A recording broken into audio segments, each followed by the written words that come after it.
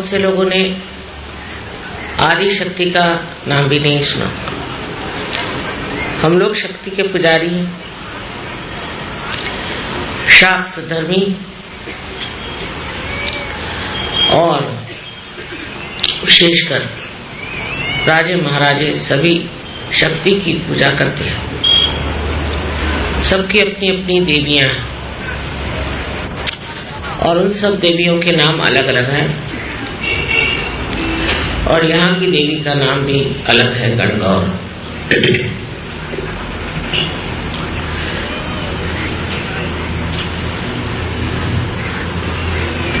लेकिन आदिशक्ति का एक बार अवतरण इस राजस्थान में हुआ था, जो वो सती देवी के रूप में यहाँ प्रकट हुई थी। उनका बड़ा उपकार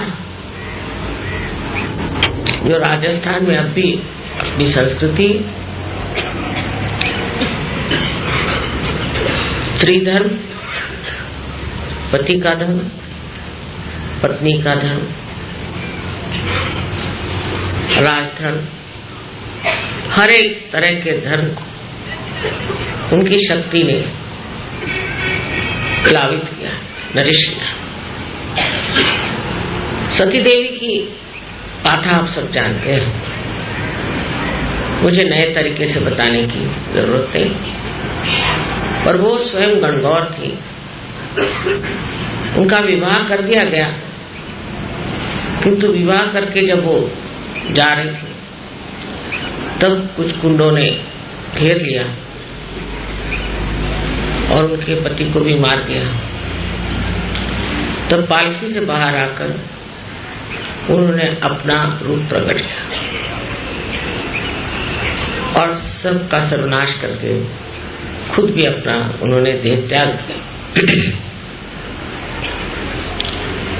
इसमें जो विशेष चीज जानने की है कि बचपन से शादी होने तक किसी भी हालत में उन्होंने अपना स्वरूप किसे बताया, क्योंकि वो महामाया स्वरूप थी। आदिशक्ति को महामाया स्वरूप होना जरूरी है, क्योंकि सारा ही शक्ति का जिसमें समन्वय हो, प्रकाश हो और हर तरह से जो हर एक शक्ति की अधिकारिणी हो, उसे महामाया का ही स्वरूप लेना पड़ता है। उसका कारण यह है कि जो प्रचंड शक्तियां इस स्वरूप में संसार में आती हैं, सबसे पहले सुरभि के रूप में आई थी ये शक्ति। वो एक गाय थी, उसमें सारे ही देवी देवताएं बसे और उसके बाद एक बार सती देवी के रूप में एक ही बार इस राजस्थान में।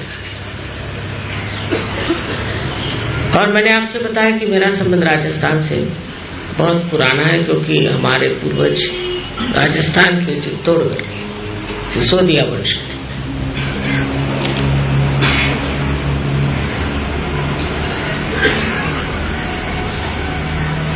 आदिशक्ति की अनंत शक्तियां हैं और ऐसी कोई शक्ति नहीं है जो उनके पास नहीं। लेकिन उन शक्तियों को छिपा कर ही रखना पड़ता है। उसके दो कारण। एक तो कारण ये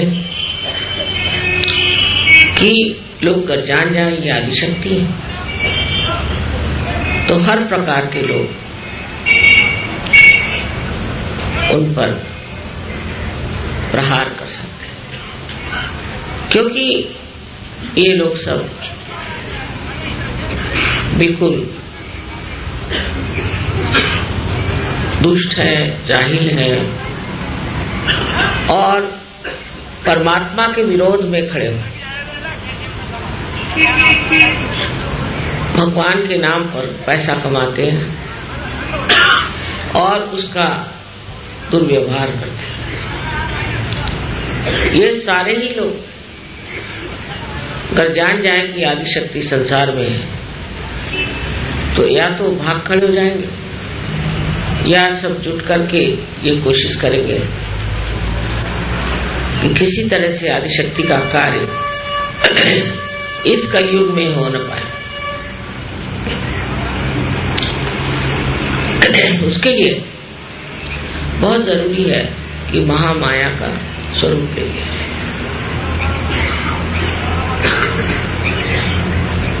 दूसरा, इस स्वरूप में एक बड़ा गहरा काम, सूक्ष्म काम करना है जो कभी भी किसी ने आज तक नहीं किया। वो है सामूहिक चेतना। सामूहिक तो थोड़ी छोड़िए, एक ही आदमी को पार कराने में लोगों को सालों लग जाते हैं। इस कार्य को करना है और वो भी बखूबी इस तरीके से कि किसी को कोई भी हानि न पहुंचे। ऐसे ही जैसे नाव में बिठा करके आराम से दूसरे किनारे पहुंचे।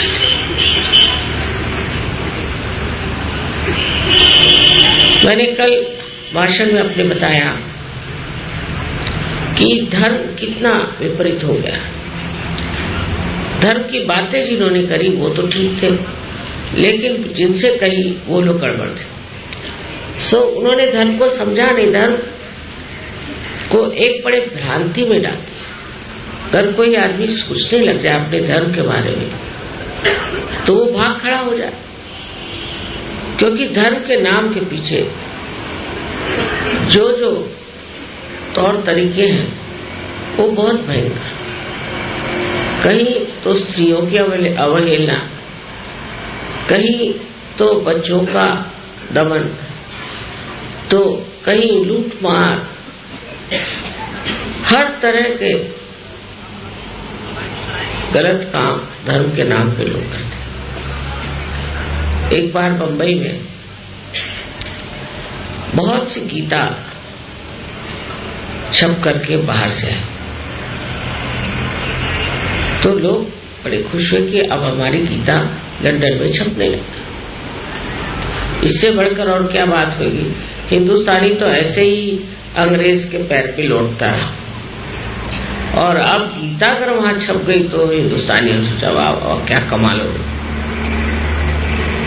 पर एक कोई शून्य थे कस्टम ऑफिसर के दिमाग में आया कि आज तक कोई अंग्रेज सीधी सादी हमारी हिंदी भाषा नहीं बोल सकता, तो ये कौन माई का लाल निकला है जिसने गीता को और लिखा है संस्कृत में। कुछ तो भी गड़बड़ हो। तो उन्होंने एक किताब खोली तो देखा उसमें विस्की, समझ गए। सारी किताबों के अंदर विस्की और ऊपर से गीता। तो मतलब ये कि गीता बहुत ऊंची चीज है। हिंदुस्तानियों के लिए गीता का नाम लेते, चाहे वो कुछ जाने न जाने, माथे लगा लेते। लेकिन इसको कैमोफ्लेज जो बोलते हैं कि जो इस तरह से छिपाने की शक्ति है, वो कमाल की गीता को इस्तेमाल करो। कोई सी भी समझ लिया यहाँ टेबल गद्दी हो गए तो उस पर फौरन हम प्लास्टिक बिछा के दूसरा टेबल क्लॉथ बिछा के उसको सुंदर कर लेते। और बार मैं भी देखती हूँ कि कहीं भी जाइए तो बहुत से पर्दे लगे हुए, भाई ये क्यों लग रहे, कुछ नहीं। थोड़ा सा पर्दा हटाइए तो ऊपर से खूब सारे गंदे कपड़े, ये सब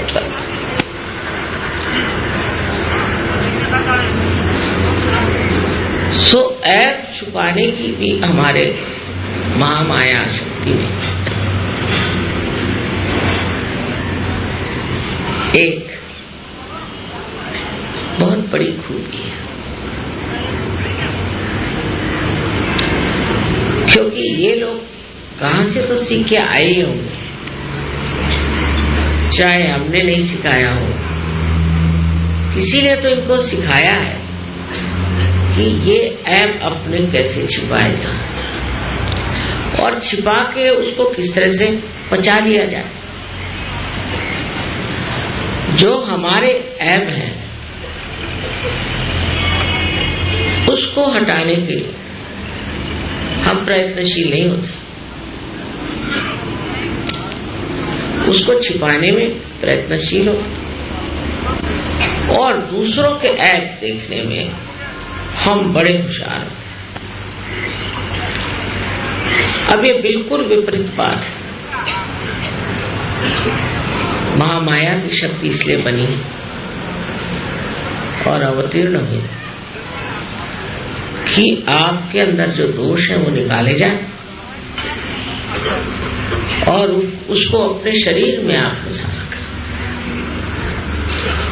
और फिर उसकी सफाई करें।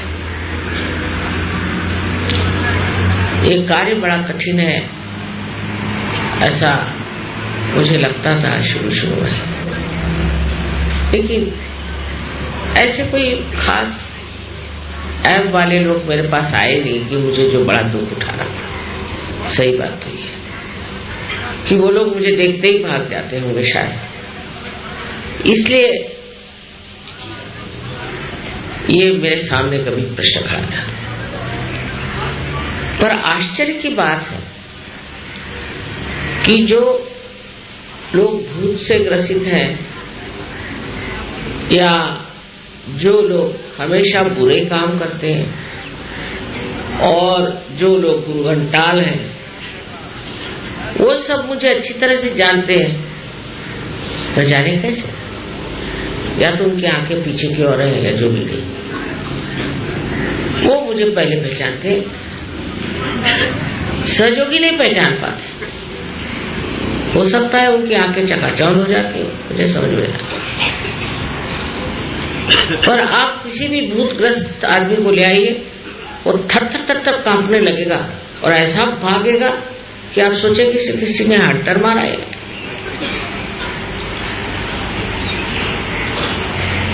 लेकिन सहयोगियों का ऐसा नहीं, लेकिन उनको पहचान भी उतनी नहीं है। अच्छी बात है, क्योंकि आदिशक्ति का एक स्वरूप जो महाकाली का है उससे आप देख लें तो वो पूरा भयंकर है। ये देख सकते हैं, ये लोग हाथी आती भी देख सकते हैं, घोड़े भी देख सकते हैं, पर बाकी किसी को दिखाना बड़ी कठिन बात है। न जाने यहाँ कितने लोग बैठेंगे, लेकिन महाकाली का स्वरूप होना बहुत जरूरी है। जब तक महाकाली प्रकट नहीं होती, आपके अंदर बसी हुई लेफ्ट साइड की पकड़ जा नहीं सकती। लेफ्ट साइड की पकड़ का मतलब क्या है? सबसे पहले तो आप अपने पास के बारे में सोचते रहते हैं। दूसरी बात कि मेरे बाप ये थे और मेरे बाप के बाप ये थे, ये सोचते हैं।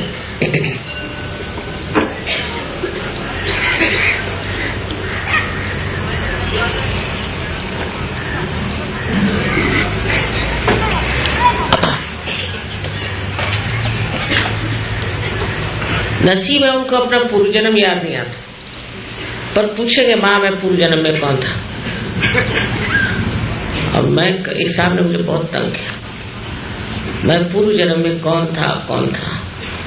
फिर मैंने कहा देखो बेटे मैं तुमको नहीं बता रही हूँ, इसका मतलब कुछ गड़बड़ी है। क्यों मुझसे पूछ रहे?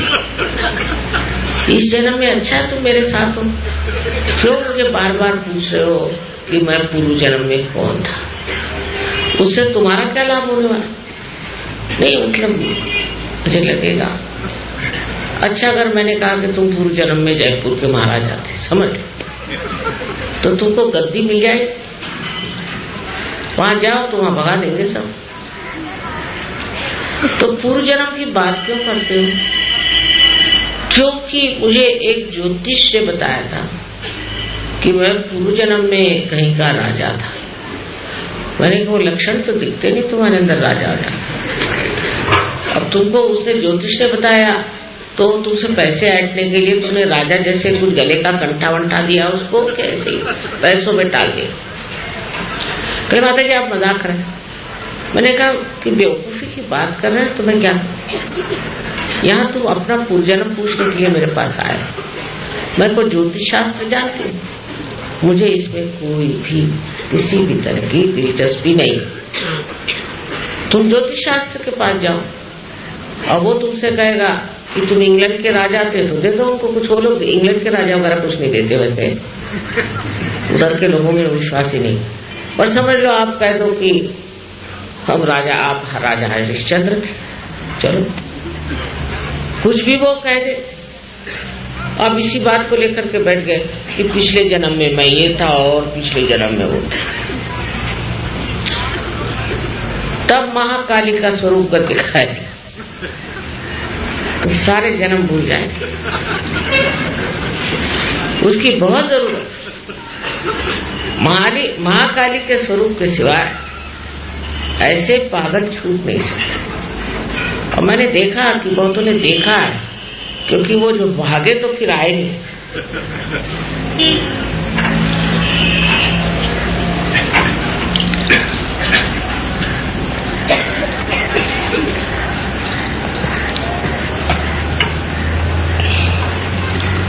फिर उन्होंने सामना नहीं किया मेरा।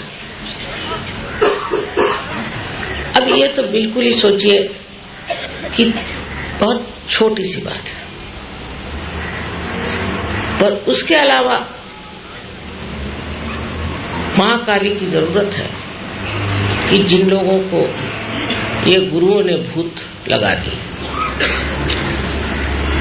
अब गुरुओं के भूत ऐसे होते हैं कि या तो आप गुरु का कहना मानो और उन्हीं के जैसे हो जाओ। वो कहे तुमसे कि जाके उसके घर में डाका डालो तो डाका डालो, उसको मार डालो तो उसको मार डालो, उसको ये करो तो करो।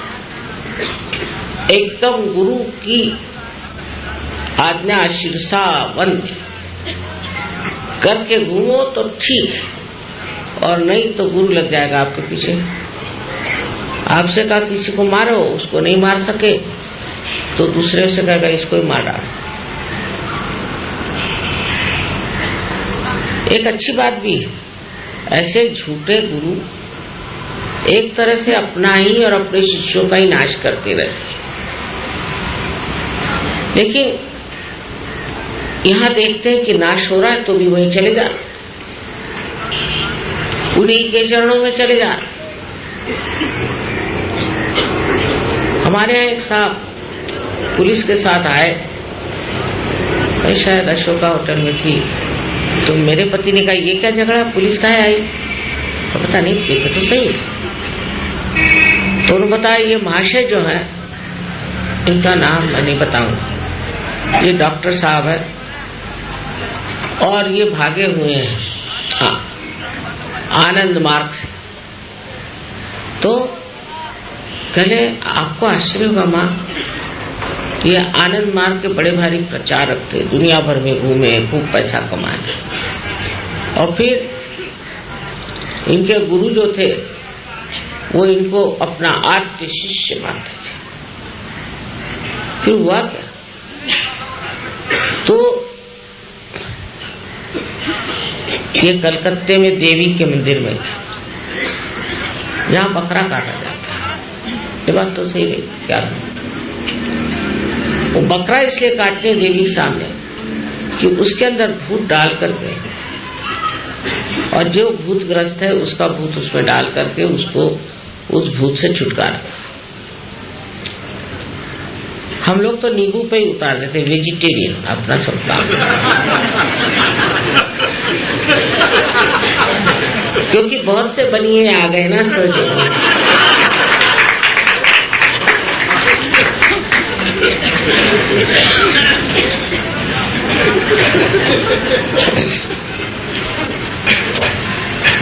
सो नींबू को काट करके निकल जा, भाग।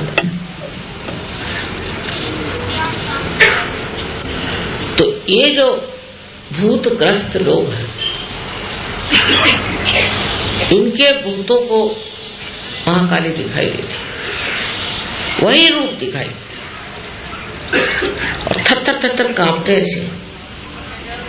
अब कोई कहेगा कि ये क्यों थर-थर कांप रहा है, और अनेक तरह के भूत लग जाते हैं।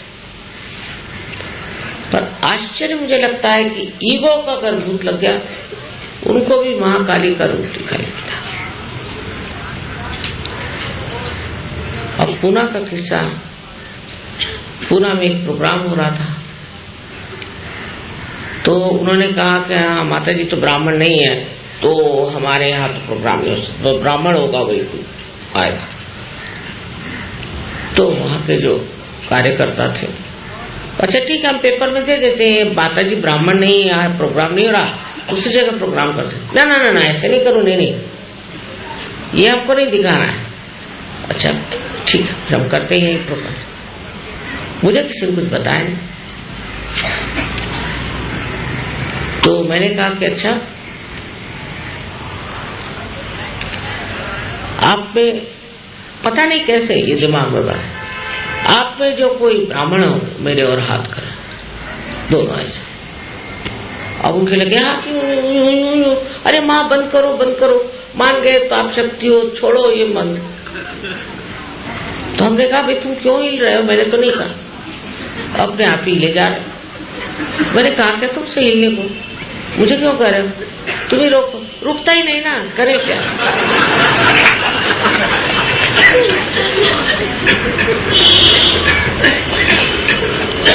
तो मैंने कहा देखो मैंने तो नहीं कहा, पता नहीं क्यों आपको बड़ा भय लग रहा, पता नहीं क्या हो रहा।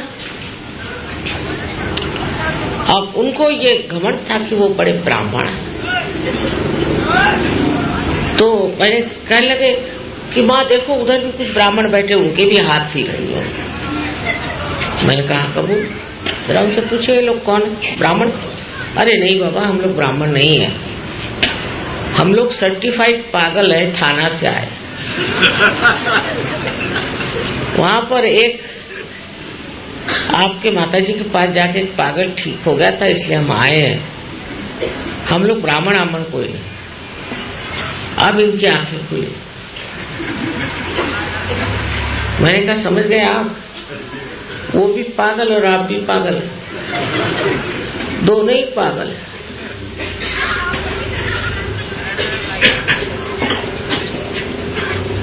तब उनके हाथ छूटे। शुरुआत में तो बहुत ज्यादा महाकाली का प्रकार था, कुछ समझ भी नहीं आता था कि ये महाकाली जी अब अपना प्रताप कुछ कम करे तो मैं दूसरे भी काम करूं। पूना में तो ये हाल हो गया कि मेरी एक नीस है, उससे मैंने कहा कि खंडिया ले आओ किसी, तो बाजार में गई कि भाई 1 रुपए की हंडी 10 रुपए में बिक रही। तो उसने कहा इतनी महंगी कैसे हो गई, 1 रुपए की 10 रुपए में। तो कहा कोई माता जी आई है, वो हंडियाओं पे अंगाती, हंडियों पे हंडिया सब बिक गई, ये सब लोग हंडिया लिए चपल। मैंने कहा पूना में इतने भूत, बाप रे, कुछ समझ ही नहीं आता। मैंने कहा हंडिया लेके आओ, नींबू लेके आओ, तो बैठो। पर जो नहीं लाए उनकी आंखें लगी घूमने, वो लगे घूमने, मैं तो उठ के चली गई। मैंने कहा भाई मेरे सारा यहाँ भूतों का जमघट, जो लोग हंडिया लेके बैठे थे वो तो कुछ ठीक थे, और बाकी के जो थे वो खड़े होकर के हूँ हाँ ही करने लगे। तो मैंने कहा कि भाई ये अगर महाकाली की शक्ति कुछ कम हो जाए तो अच्छा। अब ये एक चीज ठीक करने के बाद दूसरे आ गए, माने कौन, इसको आप साइकोसोमैटिक कहते हैं, माने कैंसर,